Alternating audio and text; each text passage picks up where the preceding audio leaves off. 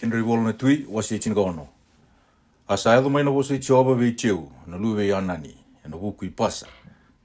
Kawaka na wuku ni ka wala viti ko daki mai na kubu ningele kasali si iko muturanga ve ira na ngutamata na Israeli.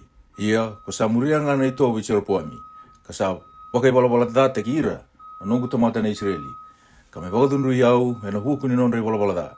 Raida kama kauta levi na kakao I pasa. Kena kawa ni nono matangali. Ia kauna dhakawa na nomu matangali. E tautou wate kena matangali cheropoami. Na luwe ni pati. Koya kana I pasa. Sama mate ena koro. Ena kania na kuli. Ke koya na mate bua ena were. Ena kania na mon buka. Ia na kena boni dhaka I pasa. Kena kasa dhakawa ko koya. Kena nono kaukoa. Sa senga lini volai ena I vola ni weika. Sa dhaka ena nono ngauna na tu Israeli. Asa mo de wate ke ira na nono ngasi ko pasa. Asa mbulu mai tirisa.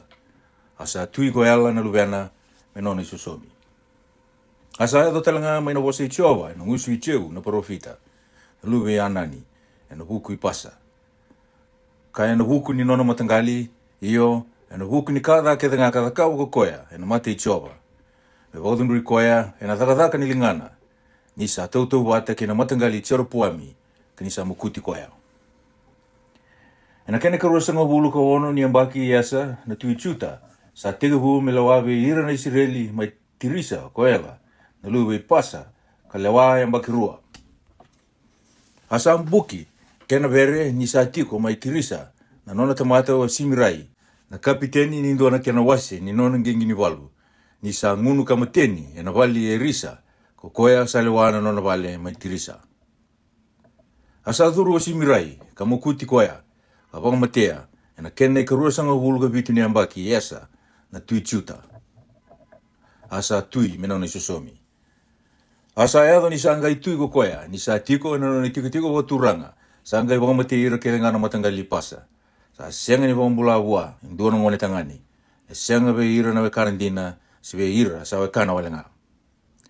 Asa horusa ira kere na matangali pasa, o simirai. Me wakana wasa Ichova, ka wasa taki pasa kina, na ngusu Icheu na profita. Na huku ni walwala ke ngai pasa, kini walwala yela na lubena. Rosa I walwala kina, ka baka I walwala te kira kina na Israeli. Me baka dunru Icheu na nonda kalau na Israeli, na nonda beka baka lasu. Ina kena boni ka yela, kina kake nga ka kawa ko koya sa senga lini volai, na vola ni beka sa daka, na nonda ngauna na tu Israeli. Ina kena karosa ngobulu ka bitu ni ambaki yesa. Na tui chuta, sa tui mai tirisa, ko simirai, ka bongi vitu. Asa tiko baka iwalu ko ira na tamata, ki kip doni, ka nonra na kai Filistia. Asa rungoda ko ira na tamata, ka tiko baka iwalu, ka baka, sa ambuki vero ko simirai, ka mokauta talanga na tui, ara sa ambuli o mira, na turanga ni walu ko ira ketanga na Israeli, me tui Israeli, na singa koya, na itiko ni walu. Asa lako daka mai kapidoni, ko o mirai, ke ira batakaya na Israeli ketanga, kambuku ndonrua ki tirisa. E ni sa raida wa simirai ni sa kambai na koro, sa dhuru kina tikina dedere na vale ni tui, kapaka mana vale ni tui ni sa tiko eloma, asa mati. Na buku ni nona ibalabala sa ibalabala kina, ni sa dhakada na mati Ichova. Ni sa muria na Itova Cheropoami, kina nona ibalabala ka kitaka kokoya, ni sa poka ibalabala te gira na Israeli. Iena kena boli dhakadaka, isimirai, kina nona vere, ka kitaka ko koya, sa senga lini volai, ina I vola ni weika, sa dhaka ina nona ngauna na tu Israeli. Saranga I wasi rua ko ira na Israeli, indua na kena wasi sa muri tipini, na lube kinadi, merambuli koya, me nona tui, kandua na kena wasi sa muri o mirai. Iena tamata era sa muri o mirai, era sa ngumutua, ve ira na tamata era sa muri tipini, na lube kinadi, asa mati ko tipini ka sa tui ko omirai. Na kene ka tulu sanga hulu kan duani ambaki, yesa na tui chuta, sanga itiga hu me lawa ira na Israeli ko omirai. Sa lewa yambaki tini ka rua, e ono na yambaki sa tui kina mai tirisa ko koya. Asa vulia ko koya na hulu ni vonua ko Samaria mai ve semeri. E na talendi silia bai rua asa tara indona koro, e na hulu ni vonua ka wakadana ko koya ve semeri. Na itauke ni hulu ni vonua ko Samaria. Asando taka ko omirai, e na mate i chova, ia sa leu dha kina nona dha. Ka leilai sombo na nona dha ko ira ketha ngā sambula i liu vei koea. Asa muria ko koea na i topo ketha ngā i tiro puami, na luwe ni pati. Kina nona i wala dha, sa wala dha te ira kina na Israeli. Ka me wakatundu i chova na nona kalou na Israeli, ina nona vei ka waka i lasu. Ina kena poni takataka i o mirai, ka ki taka ko koea, kina nona nganga ka rei wā. Ta senga li ni volai, ina i vola ni vei ka sa dhaka ina nona ngauna na tu Israeli. Asa mo de wate ka ira na nona ngase o mirai, asa mbulu mai Samaria, asa tui ko eapi na luvena me nona susomi. Ia ena kena i ka tulu sanga hulu ka walu ni ambaki, i asa na tui chuta, sa tege wu me lawa ko eapi na luve o mirai ve ira na Israeli. Asa tui ve ira na Israeli mai Samaria ko eapi na luve o mirai, ka ambaki ruasanga hulu ka rua. Asa andau takada, ena mate Jehova ko eapi na luve o mirai, ka usi vive ira ketanga e rambula e liu wa ina i wala da. Ia me wakasa ka leilai wa me muria na i wala da i tiro puami na luve ni pati. Sa kuria ni sa kauti Jezebeli me watina o koea na luve edi peali na nonra tui na kai saitoni ka laki ngarabi peali ka duwa wa. Asa takawa indua na idamudambu ni soro vi peali ena mbure kalou i peali ngori ka tarako koea mai Samaria. Asa takawa ko eapi indua na kalou e lewa. Ni vei kau asa lewu dhaki na ka sa wakatundu i chia wakina na nonra kalou na Israeli ko eapi a leilai na ka era takawa ko ira kere ngana tu Israeli era ambula e liu wa. E nonona ngauna sa tarai cheriko ko aieli na kai pedeli. Nisa tau e wutaka ko koea sa mate ko ai parami na nona ulumatua ia nisa wakundure dhake na kena matamate ni koro sa mate ko sikupi. O koea sa nona i tini me wakana wasa i Jehova a wasa taka e nangusi Joshua na luwe noni. Wasi e tinga vitu? Asa kaiwe e api ko Elijah na kai Tisipa, induwe ira na kai Kiliati, me wakasa ambulu ko Jehova na nora kalou na Israeli, o koea kausa atu e matana, e na senga ni lutu ni tengu, se tau na uda e na veambaki ongo, e na yado ngā me waka na nongu wasa. Asa yado mai wana wasa i Jehova ka kaya, o lako tani e ke, ka ngole waka ki na tuidake, ka punitaki yeko mana udi wai ko kiridi, ngori e na mata ni choritani. Ia kona ngunu mai na udi wai, au sa wagaru i tira talanga na reveni, na rawakani i tiko mai kia. Asa muria ko koea na wasa i Jehova, ka sa laki tiko ko koea mana udi wai ko kiridi, ngori sa tu mai na mata ni choritani. Ia na reveni, sa andau kouta wa na kena manrai, kena kena leo ni manu, e na vei mataka, kena kena manrai, kena kena leo ni manu, e na vei akawi. Asa ngunu ko koea mai na udi wai, ia sa ambongi vida, sa ngai mada na udi wai, ni sa senga ni tau na uda e na vonua. Asa ia lumana wasa i Jehova, kakaya, modhabu tu, molako ki Sarifadi, ongori, sawaka, saitoni, katiko mai kia.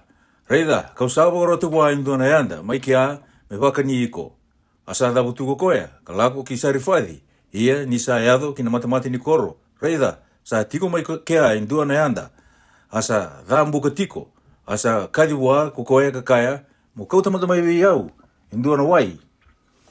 Leilai e na bilo, me ungunu, ia ni sa lawayani ko koea me kauta mai, sa kadi taliwa ko koea kakaya, mo kauta talanga mai vi yau, e na lingamu, indua na tiki ni manrai. Asa kaya ko koea, me wakasa ambulu ko Jehova na nomu kalou, sa senga vi yau indua na keki, sa andua ngana manrai nroka e na sanga, sa ya kutarawa na lingangu, kandua na waiwai leilai e na tawaya. Reida, kau sa taba, e rua na buka, me ula ki waka rautaka na kei rau ke luvengu, me kei rau kania, kangai mate. Asa kaya wa Elijah, muka aku ni rere, o lagi ta kapa me wakana nomu wasa, ia, mo ta kapa mande liu ve yau indua na keki leilai, ka kauta mai ve yau, mungai waka rautaka e muri, na ke mun rau ke luvemu. Isa kaya pa mongo o Jehova na nora kalou na Israeli, e na senga ni oti, na sanga manrai nroka, e na senga talanga ni mada, so muna ta wai, ka me ado manda na singa na wakatauda na uda o Jehova, i burubura. Asa lako ko koea, ka kita ka me wakana wosa Elijah. Asa kana tiko ko Elijah, ke ina e lewa, ke ira tau na nona leo ni vale ka mbongi bunga. Sa sianga ni oti na sanggaman rain roka. Ka sianga ni mat somu na tawai wai. Me wakana vosa Jehova ka vosa taka ko koya e no ngusu Elijah. Sa oti na vei kaongo sanga itau mate na luvena na lewa. Na itau ke ni vale. Ia sambi mbisara na mate. Ka me sianga ni voa na nona itengu. Asa ka ko koya ve Elijah. Adava lina ka ve kendaru. O iko na tamate ni kalou. O sala kong beka mai, mawana numi au, hena nungu i wala da, mawana matia telangana lubengu. Asa kai wako koya, mosulia mai ve iau na lubemu. Asa kauti koya tani mai na lumasi rena ko koya, kauta kina longe adake, sa andauti kukino ko koya. Asa wanda bora ina nona imote mote. Asa tangi ve Jehova ko koya kakaya, kemuni Jehova na nungu kalou. O nisa voya dora linga mbeka na dha buana anda kausa tigo bulang ikaya, ni kemuni sa wanga matea na lubena. Asa ndabu mbikada na ngone wakatulu ko koya, katangi ve Jehova kakaya. Kemuni Jehova na nungu kalou, me dhuru talimanda buana ngone ongo na elona. Asa rongoda na bosa Elijah ko Jehova. Asa dhuru talimai buana ngone na elona. Asa ambula. Asa kebeta na ngone ko Elijah, ka kauti koe sombu kino vale maina longe dhake, kasulia veitinana. Asa kai ko Elijah, raida, sa ambula na lubemu. Asa kai vi Elijah ko koe na lewa. Na usanga ikila ina kaongo. Niko sa tamata ni kalou. Kasan dina na bosa Jehova ena musumu. Wase chini kawalu. Sa bungi bunga sanga iado mai na bosa Jehova vi Elijah. Ena kene katulu ni ambaki kakaya molako. Murai manda vi api. Ia kono bogato tali na uda. Iburubura. Asa lako ko Elijah rei vi api. Asa kaleo na daw singa mai Samaria. Asa kadibi o petaya ko api ko ya kalewana leo ni wale. Ia sa rero wage Jehova wa leo o petaya. Asa yadu liu ni sa wang matei retigo na profita Jehova o Jezebeli. Sa kauta ele nduanan rau na profita ko petaya ka huni takira. Wakaya 5 enang watu. Ka wakani ira ena mandrai kenowai. Asa kaibe o petaya ko api. Molako boli na bonua. Kina mati ni wai wure kedenga, kina udi wai kedenga. Nendaru na kunena na do me bakambula na ose, kena me ule. Me kako ni mati kede, na nonda manu. Arusa waseru na bonua, me raundui lako bolikina. Sa lako bakata ki koya, enandua na sala ko api. Asa lako bakata ki koya, enandua na sala tani, ko opetaya. Ia ni sala ko tu ena sala ko opetaya, reida, sa tapa ki koya ko Elijah. Asa kilai koya. Asa dhuwa baka tumbai dhuwa kaya. O iko mbeka na nungu turanga ko Elijah. Asa kaiwa ko iaunga. Ia molaki kaiwa na nungu turanga. Raida sa tiko ko Elijah. Tangai kaiwa koya. Adaba na nungu dhala. Ko sa via sulia kina na nungu tamata kina linga ia api. Me waka mati iau. Me waka sambula ko Jehova na nungu kalou. Sa senga indua na punua. Sina mati ni tu. Sa senga ni tala kikina. Na nungu turanga me waka sangare iko. Ia nirsa kaya. Sa yali. Anggai wang bumbulu itagi iro ko koya. Mati ni tu kena bonua. Koya nir sa sianga ni kune iko. Ia ko sa kai ongo. Molaki kai wana no muturanga reida sa tiko ko Elijah. Ia ni usala ko tani ve iko. Ena kauti iko tani na elu Jehova. Ia kono sianga ni kila. Sia kona kau ki vei. Ia ni usala ko katukuna ve api. Sianga ni kune iko ko koya. Ena kai waka mati iau. Ia ko iau no mutamata. Au sa rere waki Jehova ni usa dhorubou. Ai dhowa na ngaunongo. Sa senga beka ni tukuni ve iko, na nungu turanga na kaka wa kitaka ni sa wanga mate ira na profita Jehova ko Jezebeli, ni wa abunia, elen duanan rau na tamata, ve ira na profita Jehova. Ka waka 5 enang watu, ka waka ni ira, ena mandrai kenowai. Ia ko sa kai ongo, malaki kai wana no muturanga, raida, sa tiko ko Elijah, ia ena kai wanga mate iau ko koya. Yang kai ko Elijah, beba kasambula ko Jehova ni leo bunga. O koe kau sa tu e matana. Ono wara itaki au waka indina wa indai. Asa lagi tau bagi api, ko opetaya. Asa tukuna wa. Asa lagi tau bagi Elijah, ko api. Ini sarai de Elijah ko api. Sa kai wa ko api. O iko mbeka ko koe ka wararote ki hira na Israeli. Asa kai ko koe au sa sianga ni wararota ki hira na Israeli. Ko ike muni nga. Kena matangali tamamuni. Ni kemuni sa ambiuto na buna o Jehova. Sa muri hira na peali. Iongo. Muni italaki. Muni wakasongo ni rakete nga na Israeli beau. Kina ulu ni buna o kameli. Ke hira na profita i peali. era sa leo vanan rau ka 5.50, ke ira na profita, ni ka loe leo ni veikau, era sa leo vanan rau, era sa kanatiko, mane te peli Chesapeake. Asa talaki ko waiapi, ve ira kerenga na Israeli, ka wakasongo ni robata na profita, ke na ulu ni vunua ko kameli.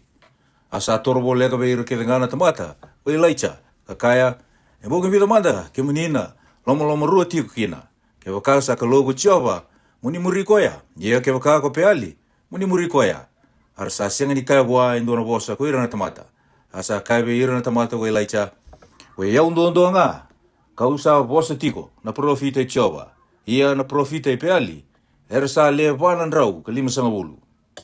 Ia, mera so lia vei kianda, e rua na pulu makau. Mera ngai ndingi taka vei ira endo na pulu makau, ka me tala ka manda.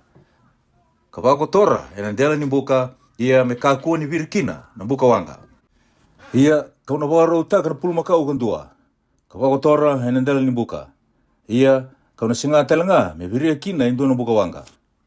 Ia muni masu, kina yada ni no muni kalou, ia kauna masu, kina yada i Jehova. Ia na kalou sa bosa mai, e na buka wanga, me kalou ngā kokoya. Ara sa bosa kete ngana tamata kakaya, sabi naka na bosa. Asa kaya ko Elijah, ve ira na profita i peali. Muni indingi taka indo na no muni pulmakau, wakarau taka manda i liu, i ke muni sa lewe bunga, nengai masu kina yada ni no muni kalou. Ia, kakuni vire kina indo na buka wanga. Arasa kau tena pulmakau sa suli ve ira, asa waro taka, arasa ngai masu kina i peali, ena mataka, kasinga lewu taka. Arasa kaya i peali, muni rongo di kei mai, asa seanga nando mai rongo, sendua e wasa mai. Arasa landeva, na idamo ni soro sa taka. Ia ni sa singa lewu, sa ngai wakalia le ira, ko Elijah, kakaya, dau kati wakando mo lewu, ni sa kalogo koya. Sa wakana nanu tiko, se sa tiko tani, se sa lako tu kinandona konua, se sa mo dembeka, ka sa yanga me wakain rati. Arsa kati wakando mo lewu, ka tawa lagi ira, e na isele wau, ke na isele, me wakana nonre wala, asa ndabe mai na nonre nra. Ia ni sa uoti ni singa lewu, era sa profisa itiko ka edoba na ngauna, sa anda wakadambore kina na isoro, asa senga nandoma mai rorongo, sindua e wasa mai, sindua e rongoda. Asa kai ve ira kete ngana tamata ko Elijah, i toru mai ve au. Arsa toru wago ira na tamata kete ngā. Asa waka vinaka taka, ko koea, na idamo ni soro i Jehova. Asa tala raki sombu. Asa kauta ko Elijah na watu, e tinika rua, me wakana i wili ni nondra ve matangali na luwe Chekope. O koea kai ado hua na wasa i Jehova, kakaya, e na wakatokai na adamu ko Israeli. Asa taka wako koea, e na ve watu koea na idamo ni soro, e na ada i Jehova. Asa kelia indona keli, me volita na idamo ni soro, ka me rauta e rua na iwarau ni sila. Asa viru ko tora na buka, ka tā musuka na pulmakau. Ka wako tora endel ni buka, ka kaya, ni wakasina ita e wana sanga e na wai, ka sowa kina i soro kama, ke na buka. Asa kaya, ni wakarautaka, arsa wakarautaka. Asa kaya ko koya, ni wakatulutaka, arsa wakatulutaka. Asa ndabe, wakabolita, na idamo ni soro na wai. Asa wakasina iti talangana keli, e na wai. Ia na ngauna sa anda wakatambore kina, na isoro ni akabi, sa toro kina ko Elijah, na profita kakaya. Ike mani Jehova na kalua i Abrahama, hea Isake, ke Israeli, me kilai manda indai ni ke mani isa kalua i Israeli.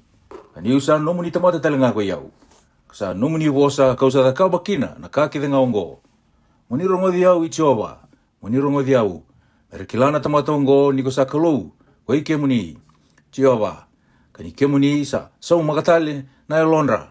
Sa anga lutu sombo mai na buka wanga Jehova, ka kania na isoro kama, kina buka, kina watu, kina kumuningele, ka nramida, na wai ena keli. Ieni rasa raida ko ira na tamata kita nga, ira sa duba, wakatumbo idu, arasa kaya, sa kalou nga ko Jehova, sa kalou nga ko Jehova, asa kaya ve ira ko Elijah, ni tauri ira manda na profita i peali, me kakua ni rombula indo ve ira. Arsa tauri ira, asa koiti ira sombu, ko Elijah, kina udiwai, ko kisoni, ka wakamate ira makia.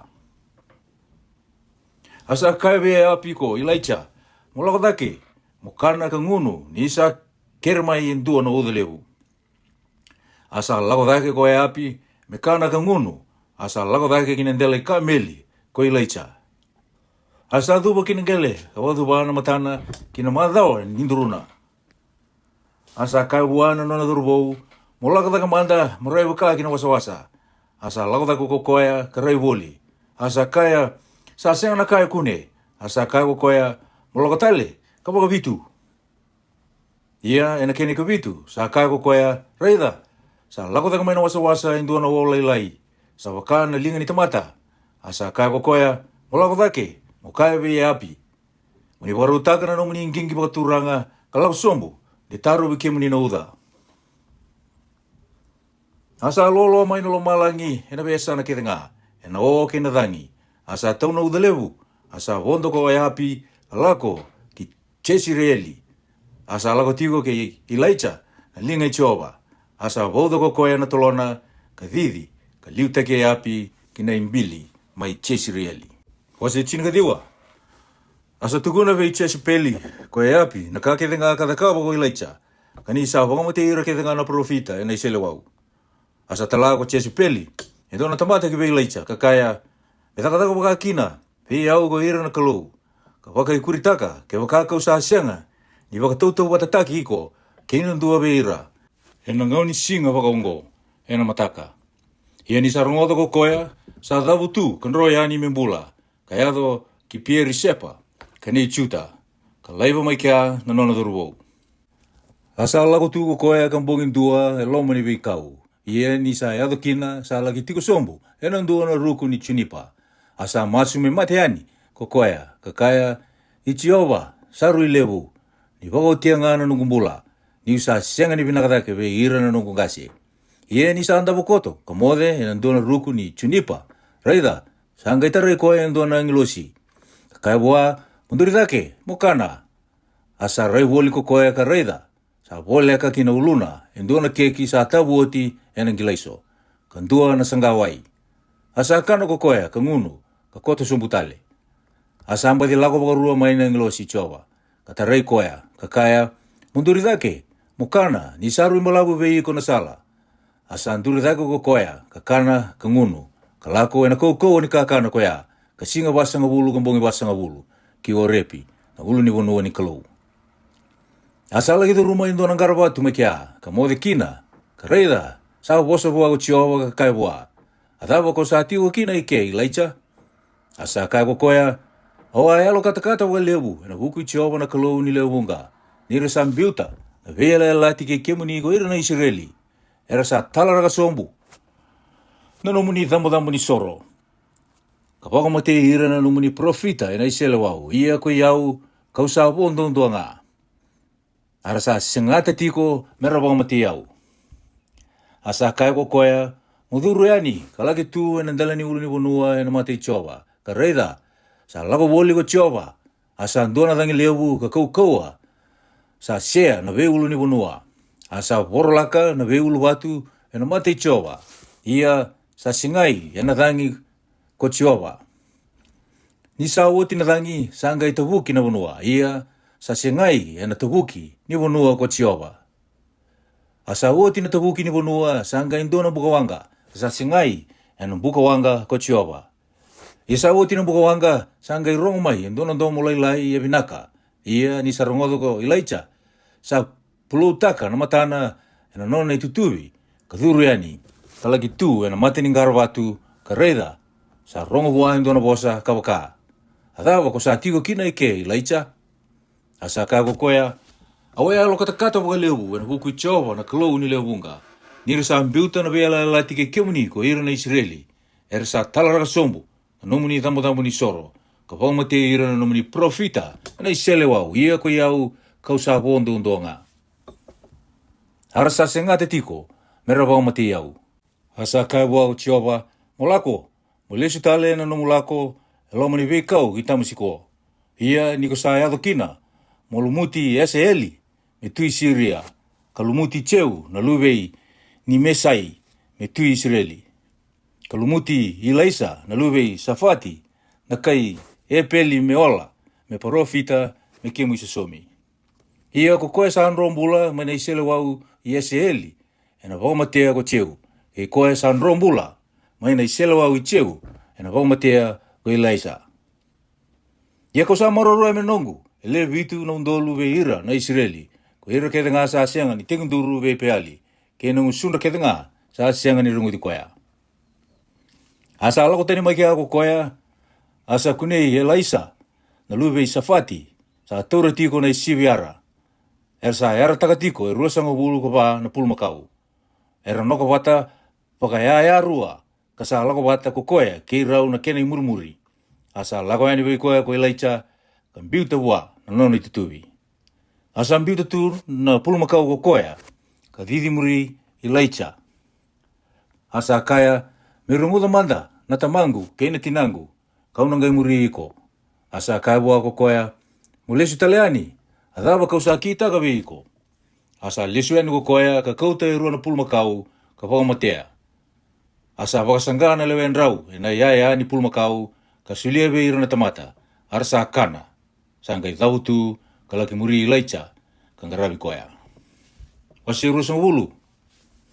Ia ko peni e tati, na tui siria, sa wakasongo ni rawata ke ngana nona matei walu, arsa le tulusanga wulu ka rua na tui, e ratiko watakaya, ke na ose, ke na ngingini walu. Asa lako ko koea, kan buku, ruan rua ki Samaria, ka walakaya. Asa talago koe sona tamata, ke lomini koro ki vei api, na tui Israeli. Asa kaiwa, sa wosa wakongo ko peni e tati, sa nongu, na nomu siliwa ke na nomu kola. Asa nongu, ko ira na watimu, ke ira teo na luvemu. Iyo, ko ira sa vinakasara, ve ira. Asa wosa ko koe na tui Israeli ka kaya. Misawa ka na nomu wosa, nongu turanga na tui, ko au, ke ina nongu ka kete nga sa nomu nga. Asa lau tale ko ira na tamata, ka kaya, sa wosa wakongo ko peni e tati, ka kaya, endina, toa tala ki ve iko, ka kaya, musulia mai ve au, na nomu siliwa, ke ina nomu kola, ke ira teo na watimu, ke ira teo na luvemu. Ia, kau na talanga ve iko, na nongu tamata e so, e na mataka, e na ngauni singa wakongo. Ara na ngarasara, e na nomu vale, ke ina nonra ve vale, na nomu tamata. Ia na kakete ngasa vinakasara ve iko, era na taura, karena kau tamai. Sanga kadivira kete ngana ngasi ni vonua, na tui Israeli, kasa kai ve ira, ni kilamanda, karaida, ni sa nakita na kada na tamatongo, ni sa tala ke ve iau menona, ko ira tau na watingu, ke ira tau na lubengu, ke ina nongu siliwa, ke ina nongu kola. Ia kau asianga ni mure tako boa, ia sa kai boa ko ira kete ngana ngasi, ke ira kete ngana tamata, mo kako ni warorongo boa, se pakandonu ia. Asa kai kino ko koe ve ira tau na tamata, i peni e tati. Dau kai boa, na nongu turanga na tui, na kakete ngā o tala ke kina e liu ve iau na nomu tamata, kauna da kawa, ia na kaongo o sa sianga ni da kawa rawa. Artau sa ala koe ani na tamata ka tukuna tali boa na bosa. Asa tala ki boa ko peni e tati, ka kaya, me ki taka waka kina ve iau ko ira na kalou. Ka waka i kuritaka, ke waka sa leu na kubu ni soso mai Samaria. Mere akuta e andua, ko ira, na rauti ira na tamata kete ngā sa muri au. Asa kaya na tui Israeli, do tukuna boa, me ka kuani ndo kai koea ko koea sa wauda boa, na isulu ni walu. E wakate ki koea sa luwata, tani. Ia ni sarangoda na waso ungo ko koea, ni sa ngunu tiko ko koea, ke ira na tui, na ve vale, waka deba, sa kai ve ira na tamata, do warau, ar sa warau mera kambana koro. Karaida, sa toru mai ve api na tui Israeli, ndo na profita, ka kaya, sa waso ungo ko tioba, o sa reiri ira na leo bunga kete nga ungo, sesengai. Karaida, kono sulia kere, kina lingamu indai, ia kona kila kina, ni sa iau ko tioba. Asa taronga koe api, ina linga idei, asa ka ko koea, sa waso ungo ko tioba, ina lingandangana dorwo ni turanga ni bengali. Asa taronga ko koea, hodei e lawa na iwalu. Asa ka ko koea, koe ko nga. Asa songo ni ira na dorwo ni turanga ni bengali ko koea. Arsa le rua nan rau, katulus nga wulu rua. Oti, sanga wiliki ira kete ngana tamata. Iyo, ko ira kete ngana Israeli, arsa leo vitu na undolu. Arsa dureani ni sa singale wututu, asa ngunu tiko ko peni e tati, kasama teni, ena vale wakadeva, o koea ke ira na tui. Ko ira na tui, ele tulus nga wulu rua, sa to watakaya. Harsa dhuru ni liuna dorbo ni turanga ni bengali. Asa talagiani go peni e tati. Harsa tukuna wa kakaya. Saradhuru mai sona tamata mai samaria. Asa kaya kokoya. Kaya kaya rasa dhuru mai me ia na sautu. Doutor Rambula. Ia kaya kaya rasa dhuru mai. Merabala. Doutor Rambula. Harsa dhuru yani. Ano korona dorbo ni turanga ni bengali. Ke ira na iwalu era murira. Harsa andui mukuta na tamata. Sandonu i koea, ko ira na tamata yandua. Asa andro ko ira na kai Syria, asa didi murira, ko ira na Israeli. Asa andro mbula, ko peni e tati, na tui Syria ni sa wondo wase, ke ira watakaya, eranda wondo wase. Asa dhuru yani na tui Israeli, ka mukuta na wase, ke nang gingi ni walu, asa mukuti ira na kai Syria, e nang dua na rabu lebu. Asa ala kumay na profita wana tu Israeli ka kaya wa. Mulako, mawako ko tagi ko, kabaka sama, kalewa binaka na ka mo takawa. Ina may wala tali, kaya iko na tu Syria, ena ang bagiwaw. Yasa kaya wana tu Syria ko ira na tamata. Sa kalo be ulu ni bunua, na nondra be kalo, o koya ersa ngumatu akina be kenda. Ia, menda be walamanda ke ira, ena Buddha, enda nangai ngumatu abaga indina be ira. Ia muni takawa na kaongo, muni kauti ira tani na tui, na tamata ya andua mai na nona tikina, kalesi ira na kapiteni ni walu, me kenra sosomi. Ia muni wilika indua na walu, me tau bata, kena no muni mate walu, sambale. Kena ose me tau bata, kena ose, kena gingi ni walu, me tau bata, kena gingi ni walu. Ia andana be wala ke ira, ena Buddha.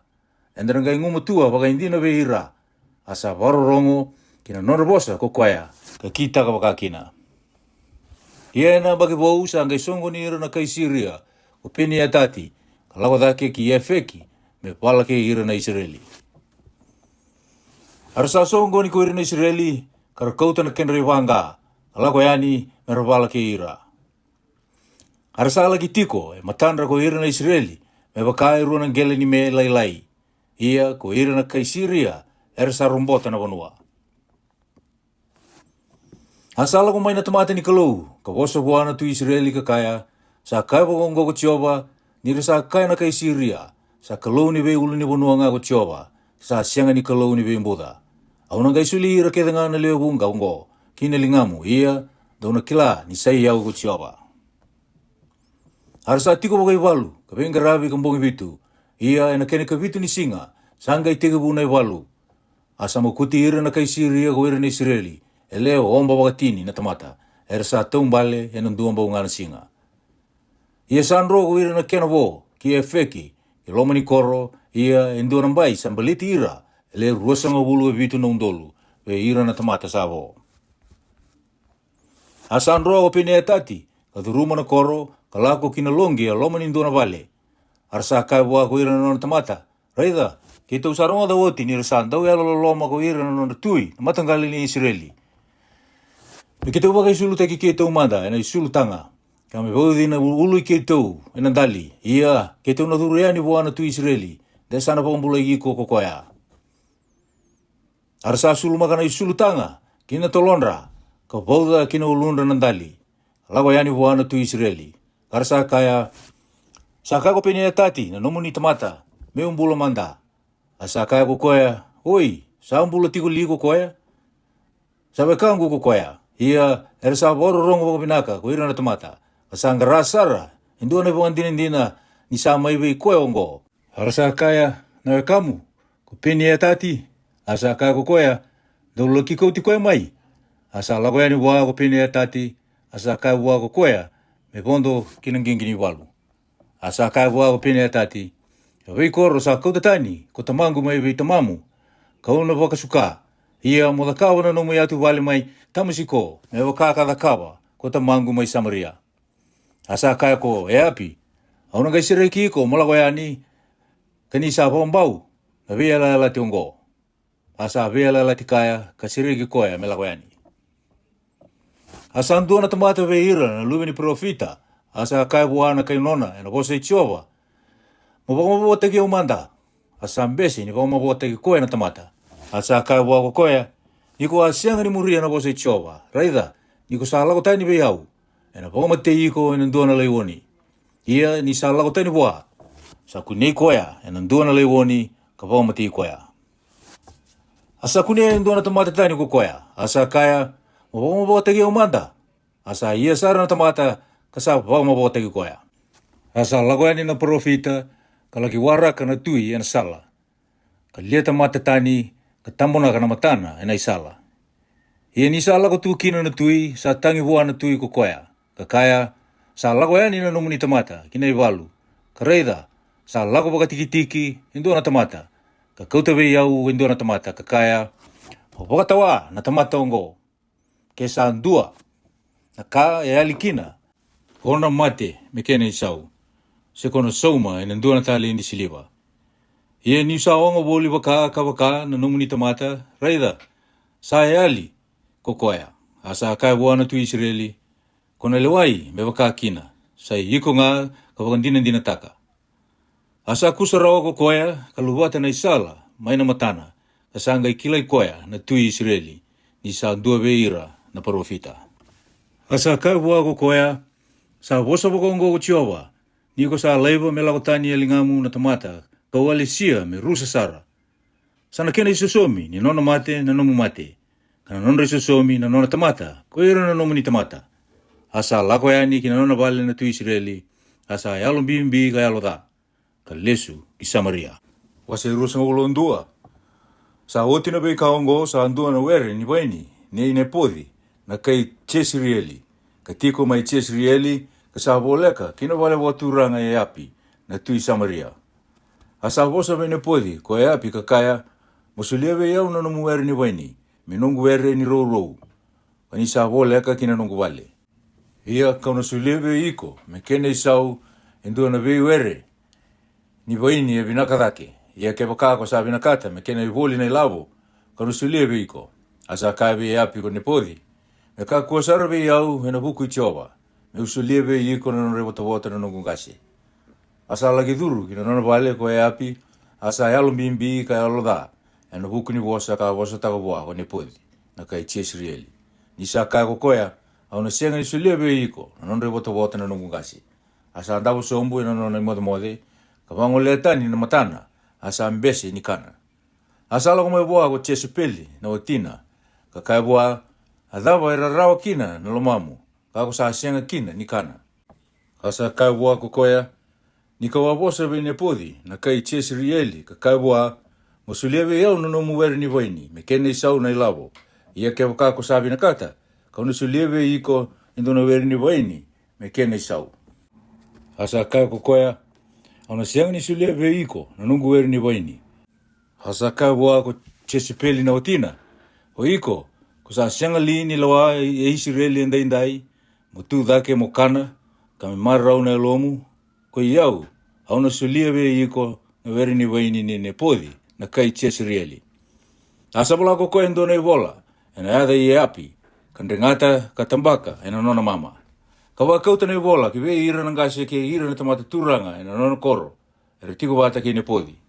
Asa pala ko koe nei vola, ka kaya, dau kadi waka indo na lolo, ka wakatiko ri ne podi, ena tiki na dedere, vei ira na tamata. Ia, dau lesia, ele rua na tamata, e rau lume ne bunida, me tu e matana, ka me beita ki koea. E rau kaya, ko boso wada taka na kalu, kina tui. Ia, daunga i kauti koea, kina imbili, ka wakabirika na watu, me mati sara ko koea. Ia ko ira na nona leo ni koro, nangasi ke ira na tamata turanga ere tiko, ena nona koro, ere sadakaba, me wakasa tala ki kina ve ira ko Chesupeli. Ka me wakasa volai na i vola, ka wakauta ve ira ko koea. Ere saka di waka, endoro lolo, ka wakatiko rene podi, ena tikina de ve ira na tamata. Asa duru kina le rua na tamata, rau lume ni bunida. Rau sa tiko e matana, ia, rau sa ambeita ki ne podi koi rau, na tamata da, e na matanda na tamata. Ka rau kaya, sa bosa wada taka na kalou ki na tui ko ne podi. Rau sa angai kauti koea, ki na imbili koro, ka wakabirika na watu, asa mati kina ko koea. Ere sa angai tala ki vei Chesupeli ka kaya, sa lau viri na watu ko ne podi, asa mati ko koea. Ia ni sarangoda o Chesupeli, sa lau viri na watu ne podi, ka mati, sa kaiwe e api ko Chesupeli.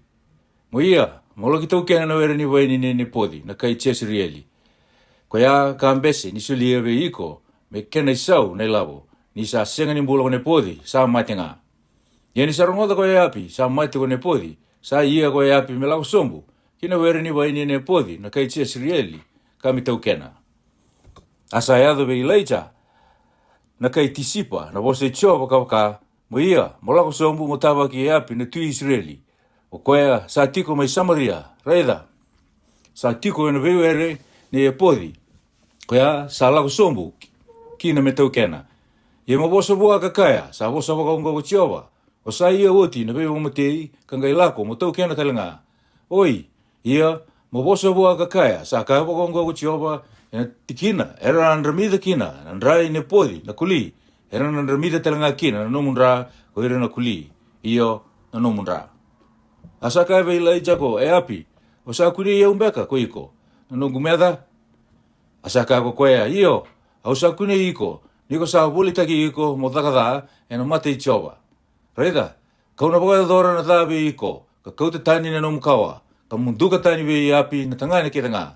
Ko koea sa songolati, ke i koea sa alako boli, be ira na Israeli. Ia kauna takawa na nomu matangali, be tautau bata ke na matangali choro poami, na lube ni pati. Ka tautau bata ke na matangali pasa, na lube e aija, e na huku ni nomu i balabala, ko sa papadunru i okina, ka sa pakai vala data kira na Israeli. Ia na buku i Chesipeli, sa voso ka Jehova kakaya. E na kani Chesipeli mai na mbai ni Chesireli, ko ira na kuli. O koea sa mate we api na koro. E na kania ko ira na kuli, e koea sa mate na were. E na kania ko ira na manu buka. Ia ka sa sianga indua, me tautau bata ke api, me bolu teki koea me dakada, e mate Jehova. O koea ka wakaungeta ko Chesipeli na otina. Asa kita kana kawa si sila sara ko koea, ni Samuria, na pei matakau, me wakana ka kete ngā sara kawa ko ira na Amoreiti. O ira ka wakaseva ko Jehova, e na matanda na Israeli. Ia ni sarangoto na wasongo ko e api, sa ndrisu lakana no na isulu, ka wakaisulu teki koea, e na isulu tanga, ka lolo, ka koto, e na isulu tanga, ka lako boli, waka malumumu. Asa yato mai na waso i Jehova vilaicha, na kai tisipa, ka kaya, o sa reida, sesengai, ni sa vamulmulumu teki koe vi au ko e api.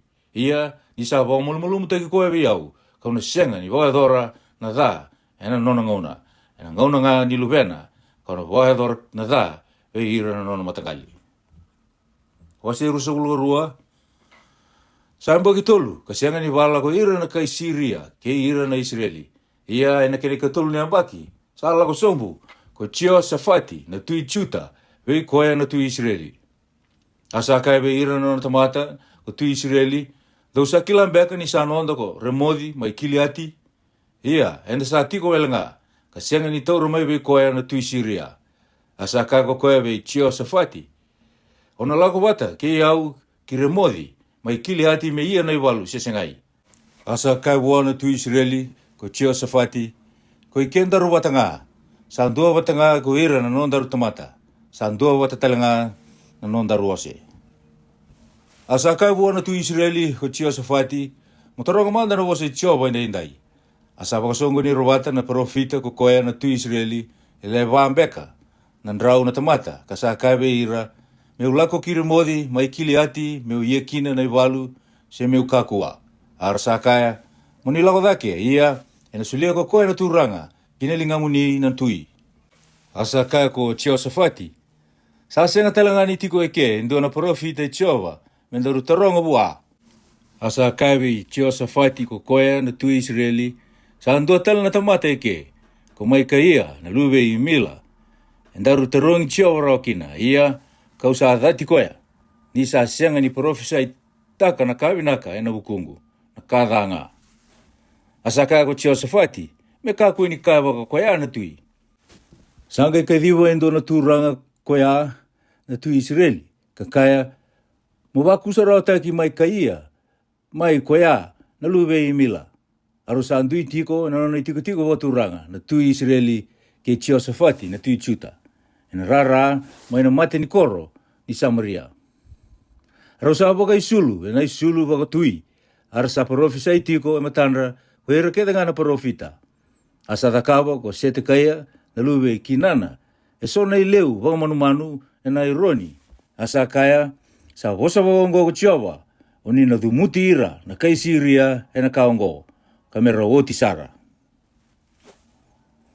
Arasa profisai waka kina, ko ira na profita ke nga, kakaya, mani lako dake kire modi, mai kili ati, kamuni ngumutua, ia, ena sulia ko tiawa, kinelinga muni ina tui. Asa vosa vei, mai ka ia ko koya na talaki, kalaki kadiva, kakaya, raida, sando watanga na nonrobosa na profita, nirsa vosa taka na kavinaka buana tui. Me toto watamanda, na nungu bosa, kena nonrobosa, indua ve ira, kamuta hutanga na kavinaka.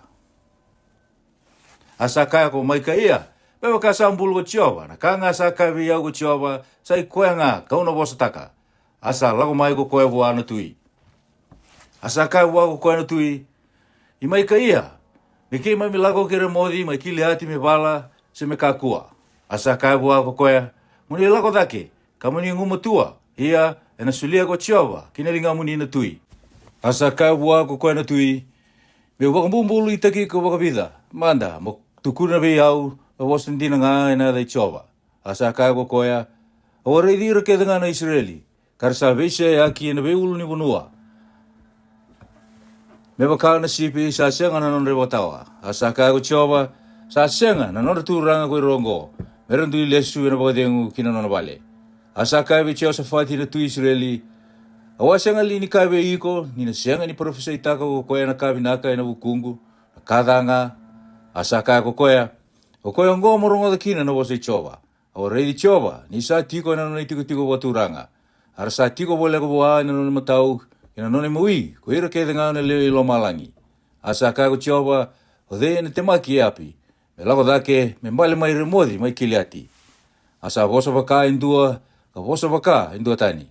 Asa lako mai indua na yalo, ka mai tu, ena mate i tioba, ka sa kaya, o iau nga, ka una temaki koya. Asa kaya bua ko tioba, ena taba. Asa kaya ko koya, ka una lako yani, ia, ka una ndua, na yalo lasu, ena ngusunda ke nga na profita. Asa kaya ko koya, kona temaki koya, ka kona ngumatua talenga. Malako yani, ka kita ka baka kinai. Ia ngo sa waka duruma ko tioba, na yalo lasu, kina ngusunda ke nga na nomu profita ngo. Asa tukuna ko tioba, ni sa dobi ke muni na kada. Ia sa torobo leka, ko sete kaya, na luwe kinana, ka sambidi mai kaya, emboluna. Asa kaya, asa ladaba, ka lako tani kina ve iau na yalo i tioba, me vosa ve iko. Asa kaya ko mai kaya, reida, kona kunea ena singa, kona dhuru kina loma ni longi, mo wuni taki iko. Asa kaya na tu Israeli, mo kauti mai kaya, ka wakasuka ki vei e moni, na nona turanga ni koro, ke choasi, na luwena na tui. Ka kaya, sa kaya waka ongo na tui, ro vodo ruma na tamata, la ongo, kina vale ni besu, ka waka ni koya ena manrai, ni vei wakararotaki, kina wai ni vei wakararotaki. Kami utale waka dengu manda mai. Asa kaya ko mai kaya. Ke waka ko ni sa lesundina mai, ena waka dengu, sa anga isenga ni wosa, ena ngsungu ko tioba. Asa kaya, muni rongoda keda nga, oi ke muni na tamata. Arau sa lako dake ki rumodi mai kili ati, na tu Israeli ke Jehoshaphat na tu Juda. Asa kaya be Jehoshaphat na tu Israeli. Au na lia tamata tani ko iau. Kalako kinai walu, ia, o waka isulu taki iku nga, ena nomu isulu waka tui. Asa lia tamata tani na tu Israeli, kalako, kinai walu. Ia ko tu Syria, sa wakarota ve ira na turanga ni walu, era leo tulu sanga hulu rua, era lewa na nonang gingi ni walu, kakaya, kakua ni be wala kaya, indua, sa lai, sendua, sa leu. Do walang doa nga kina tu Israeli. Ia, nire sa rei Jehoshaphat, ko ira na turanga ni gingi ni walu, era sa kaya, o koyan dina nga na tu Israeli, ara sa lako baka tiki me wala kaya. Asa ngongo lo ko Jehoshaphat, ia nire sa reida ko ira na turanga na gingi ni walu ni sa senga ni koya na tu Israeli, era sa lesu tale mera kakua ni muri koetiko. Asa andua na tamata, sa kaloda loa nga na takai, kawanai koya na tu Israeli, ena tikina, sa veiturikina na nona isulu ni walu. Asa kaya ko koya, pua sa wakadi di ose ni nona gingi ni walu, daru lesu manda, kamukauti au tani mai na walu, ni sa hueta ki wakada. Asa lebu dake tiko na walu ena singa koya, ara sa to kono tiko na tui ena nona gingi ni walu, matanda na kai Syria. Asa mate na kavi, asa andave na ndra mai na hue kiloma ni gingi ni walu. Asa kati bagi boli be ira na walu ni sa wara unromu na mate ni singa, kawaka, ni suka na tamatai andua kina nona koro, kina tamatai andua kina nona bonua. Asa mate na tui, kasa kau ki Samaria. Asambulu mai Samaria ko koe na tui. Ia ni sasabui tiko na gingi ni walu mana mate ni wai mai Samaria. Sa andau silikina ko ira na dau tangane. Sa ndramida na nonandra ko ira na kuli. Meba ka na bosa kada buta ko Jehova. Ia na kena boni takadaka i api. Kena kakere nga sa takabu ko koea. Kena vale tambua katara ko koea. Kena vikor kere nga katara ko koea. Sa sianga lini volai na vola ni vika sa daka na nonangauna na tu Israeli. Asa mo te wate ke ira na nonangase ko e api. Asa tui ko e asa ia na luena na kena isusomi. Ia ko Josafati na luwe asa sa tigabu me lawabe ira na chuta. Na keni kawani ambaki i e api na tu Israeli. Sa tulusanga wuluga lima na ambaki Josafati ni sa tigabu na nona lewa. Asa lewa tiko me Jerusalemi ka ambaki rusanga wuluga lima. Ia na ada itinana ko wasupa na luwe sili. Asamuria na iwala ke thinga i esa na tamana. Sa sianga ni bukitani maikina ka sa takawa na kain dondonu na mate Jehova. Ia ka sa sianga ni mbiu na vitiki na dedere. Sa bogai tambo isoro tiko ko ira na tamata ka waka maana kambo i binaka na vitiki na dedere. Arau sabi isau tutaki ko Josafati kena tu Israeli. Ia na kena boni takadaka i Josafati, kena nona ganga sa takadaka kina kokoya, kena nona i walu, sa sianga lini volai, ena i vola ni wika, sa daka, ena nona gauna na tui chuta. Ia na kena boni tamata, sa i wala waka stoma, o ira ka wo mai na ngauna i esa, na tamana, sa wawa utia kokoya mai na wanua. Ia sa sianga indua na tui, mai i tomi, sa lesinga indua me tui wakatawa. Sa takawa sona wanga ni ta sisi, ko Josafati me lako ki oferi me uso kolo mai. Arasa sianga ni lako ni sa worolaki na wanga mai Esioni ki peri. Sanga ikaiwe i Josafati ko Esaia na luwe e api. Mera lako batanga ko ira na nungu tamata ke ira na nungu tamata ena wanga. Asa ambesi ko Josafati. Asa mote wate ke ira na nonangasi ko Josafati. Asa ambulu ke ira na nonangasi na koro i tevita na nonangasi. Asa tui ko Chiorami na luwena. Na kena isusomi.